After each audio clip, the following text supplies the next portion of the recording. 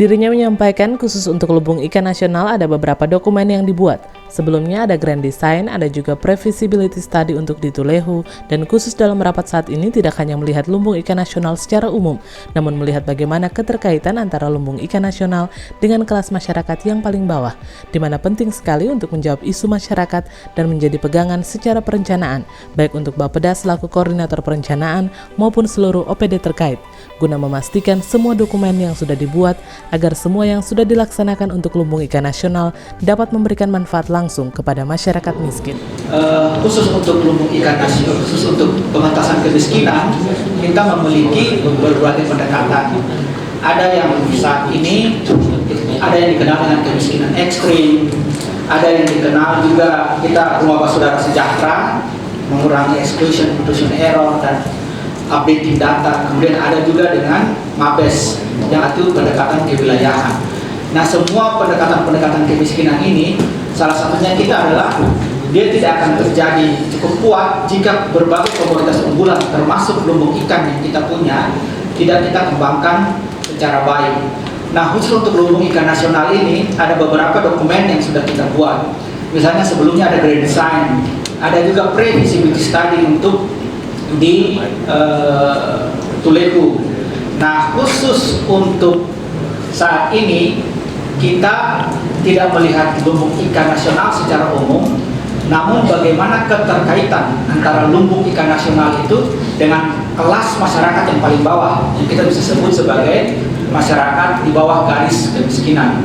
Nah, ini penting sekali, yaitu untuk menjawab isu-isu masyarakat, sekaligus juga untuk menjadi pegangan bagi kita secara perencanaan, baik di OPD di Bapeda sebagai koordinator perencanaan maupun juga seluruh OPD-OPD terkait. Nah, ini untuk memastikan bahwa semua dokumen sebelumnya kita sudah buat dan semua yang telah kita laksanakan dalam Lumbung Ikan Nasional itu memiliki manfaat langsung ke masyarakat miskin, sehingga berbagai pertanyaan-pertanyaan mengenai apakah Lumbung Ikan Nasional itu hanya memberikan keuntungan kepada kelompok-kelompok masyarakat tertentu saja, seperti misalnya kelompok masyarakat yang cukup di atas garis kemiskinan, maka itu kita coba redusir dengan dokumen-dokumen seperti ini. Dan saat ini kita dibantu oleh tim dari Universitas Patimura untuk menyusun dokumen-dokumen tersebut. Tidak ada tujuan lain, hanya supaya kita sama-sama memiliki persepsi yang sama bagaimana Lumbung Ikan Nasional ini dia juga memiliki keterkaitan langsung kepada kelompok masyarakat yang paling bawah yang kita sebut sebagai kelompok masyarakat miskin di bawah garis kemiskinan. Seusai kegiatan tersebut, saat diwawancarai, Alex Retraubun, akademisi dari Universitas Patimura, menyampaikan bahwa dalam rapat yang dilaksanakan ini turut membahas hasil kajian yang dilakukan oleh tim Universitas Patimura. Adapun tujuan dari dibuatnya kajian ini untuk menjadi bahan masukan kepada gubernur sebagai komponen pemerintah daerah agar ke depan bisa menggunakan informasi sebagai substansi di dalam pembuatan kebijakan jika kebijakan nasional sudah turun. Dirinya berharap ke depan Kementerian Kelautan dan Perikanan bisa menghasilkan kebijakan nasional sehingga semua yang bergerak terkait dengan Lumbung Ikan Nasional bisa menggunakan itu sebagai pedoman untuk bertindak ke depan.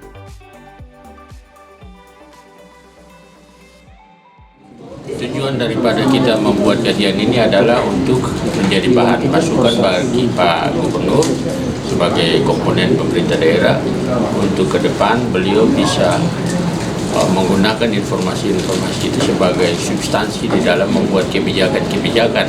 Kalau kebijakan nasional sudah turun, karena kebijakan yang akan dibikin oleh gubernur itu adalah kebijakan turunan daripada kebijakan nasional. Kita berharap ke depan Kementerian Kelautan dan Perikanan bisa menghasilkan kebijakan nasional sehingga semua yang bergerak terkait dengan LIN bisa menggunakan itu sebagai pedoman untuk bertindak ke depan terkait dengan aktivitas LIN.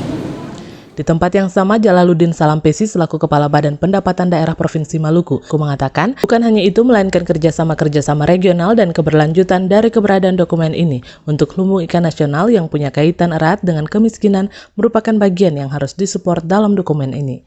Sehingga muatan dokumen menjadi pegangan untuk kebijakan yang akan dibuat oleh gubernur dalam kaitan dengan pendapatan asli daerah atau PAD, di mana masyarakat mendapatkan kehidupan yang layak, otomatis pertumbuhan ekonomi akan naik, dan dengan demikian memastikan kemampuan daya beli masyarakat akan naik dan menambah pendapatan asli daerah. Kajian hari ini sebagai kelanjutan dari apa yang disampaikan oleh Prof. Alex Retrobun dalam dukungan pemerintah daerah, khususnya untuk kami yang hadir selaku Ketua Ikatan Sarjana Perikanan Indonesia dan Kepala Badan Pendapatan Daerah, sangat antusias sekali terkait dengan dokumen yang ada. Dokumen yang ada secara komprehensif sudah memuat berbagai kebutuhan masyarakat terkait dengan LIN. Bukan hanya itu, tetapi kerjasama regional, kemudian sustainability dari keberadaan dokumen ini untuk lumbung ikan nasional yang punya kaitan erat dengan kemiskinan adalah bagian yang harus disupport dalam dokumen ini. Sehingga muatan dokumen ini menjadi pegangan nanti untuk kebijakan-kebijakan yang diintrodus oleh Bapak Gubernur. Dalam kaitannya dengan pendapatan daerah, pendapatan asli daerah, ketika masyarakat mendapatkan penghidupan yang layak, otomatis pertumbuhan ekonomi akan naik. Dengan demikian, kemampuan daya beli dari masyarakat akan baik untuk nantinya menambah pendapatan asli daerah. Dengan demikian, maka kami sangat mensupport dokumen ini. Dari aspek lain, khusus untuk dokumen ini, kami sangat berharap tim harus bisa mendorong beberapa hal terkait dengan dukungan diperluas dalam kajian, misalnya dari aspek budidaya, bukan hanya aspek rumput laut, tetapi pertambakan udang, ya, kemudian keramba jarik apung, kemudian mutiara, dan sektor budidaya lain harus juga diperluas, karena ketika ngomong tentang lumbung ikan nasional dan kebijakan yang turun dari pusat, dia akan menyangkut beberapa hal yang diperluas. Dengan demikian, ketika dokumennya itu dibuat dengan komprehensif di sini, maka akan terbaca dan menjadi dokumen untuk introdus oleh masing-masing dirjen di KKP itu sendiri. Dari aspek infrastruktur, teman-teman juga harus bisa melakukan evaluasi terhadap berbagai infrastruktur yang sudah terbangun. Misalnya 13 pelabuhan perikanan yang ada di sini, kemanfaatannya, fungsinya, kemudian punya keterkaitan dengan sektor lain, itu juga harus dilihat. Hal spesifik yang belum tadi juga saya belum sampaikan, tapi terkait dengan alki, ya, tadi sudah disentil. Tetapi peran-peran strategis dari kebijakan nasional untuk pemanfaatan jalur ini sama sekali tidak ada. Jadi sentuhan dokumen ini juga harus mengarah ke sana, sehingga secara internasional dukungan dari transportasi untuk ekspor dengan memanfaatkan alur laut kepulauan Indonesia, baik dari utara ke selatan maupun selatan ke utara, untuk yang melewati wilayah zona internasional atau zona alki yang ditetapkan, itu akan memberikan ruang terhadap perkembangan ekonomi wilayah pada jalur yang dilalui. Ini juga harus dimuat dalam dokumen ini, walaupun sedikit, tapi sentuhan itu harus ada. Di tempat yang sama, Muhammad Malawat, Kepala Dinas Perhubungan Provinsi Maluku, mengatakan dari pihaknya untuk mendukung lumbung ikan nasional akan dibangun New Ambon Port yang akan disinggahi oleh kapal-kapal besar dengan minimal muatannya yaitu 10.000 kontainer ukuran 20 feet, di mana masing-masing kapasitas kontainer 20 feet itu adalah 18 ton, yang berarti sebanyak 180.000 ton harus disiapkan untuk mengisi kontainer tersebut. Dan hal ini menjadi tantangan bagi kita semua, bagaimana sampai kepada para nelayan paling bawah untuk mengentaskan kemiskinan, dan hal ini bukanlah pekerjaan kecil. Ini harus melibatkan banyak pihak untuk berupaya menyuplai ikan dalam rangka ekspor langsung ke luar negeri, sehingga memberikan peluang yang besar untuk mengentaskan kemiskinan.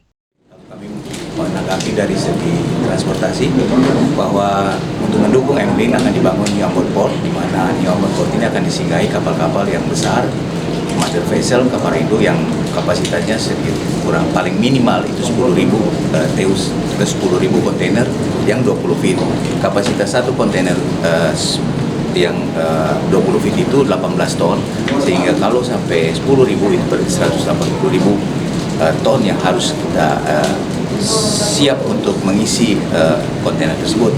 Nah, ini akan menjadi tantangan buat kita bagaimana kemudian sampai kepada para nelayan yang paling bawah untuk mengentaskan kemiskinan. Tentu ini bukan pekerjaan kecil, harus pekerjaan orang banyak, bukan saja nelayan, 1-2 nelayan, 1-2 kampung, mungkin bisa 30 kampung, mungkin bisa 100 kampung, mungkin bisa 200 kampung untuk berupaya menyuplai ikan, mengisi kontainer yang banyak itu. Nah, ini dalam rangka ekspor langsung ke luar negeri. Ini ekspor langsung ke luar ini pasarnya sangat luas, sehingga memberi peluang yang besar untuk kita mengentaskan kemiskinan. Namun saya tadi menggarisbawahi juga bahwa perlu ada kontrol di bawah, di lini yang di garis bawah, harus ada buffer untuk penyangga antara nelayan yang paling kecil dengan yang akan masuk ke MLIN. Jadi di sini kita bisa mengoptimalkan UMKM ataupun BUMDes yang ada di di kabupaten-kabupaten sebagai buffer dalam hal mengontrol harga, karena pemerintah pun harus menetapkan harga untuk mengontrol, jangan sampai petani yang di level paling bawah mendapat harga yang sangat rendah, sehingga tidak mampu meningkatkan kesejahteraan atau tidak memberikan income yang baik buat para nelayan. Demikian yang bisa kami.